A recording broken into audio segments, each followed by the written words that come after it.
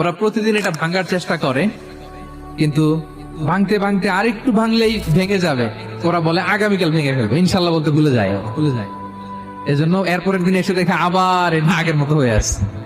কিয়ামতের আগ দিয়ে ওদের মধ্যে এই ইনশাআল্লাহর প্রেরণা আসবে।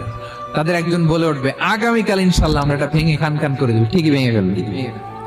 তখন তারা ভেঙে চুরে কুটি কুটি ইয়াজুজ মাজুজের দল এসে হামলে পড়বে।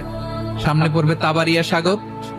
এক দল এসে তাবারিয়া সাগর এমন ভাবে খাবে, এই দল যাওয়ার পরে আরেক দল এসে এখানে যে সাগরে যে পানি ছিল এটা কল্পনাই করতে পারবে।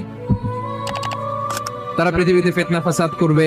ঈসা আলাইহিস সালাম তখন আসবেন, দোয়া করবে আল্লাহ তাআলার কাছে মুমিনরা, একটা মহামারী দিবে আল্লাহ তাআলা ইয়াজুজ মাজুজের মধ্যে, ওরা মরে যাবে সব। এরপর বিশাল এক পাখি এসে তাদেরকে আল্লাহর মর্জি মাফিক এমন এক জায়গায় ফেলে আসবে, কেউ জানবে না।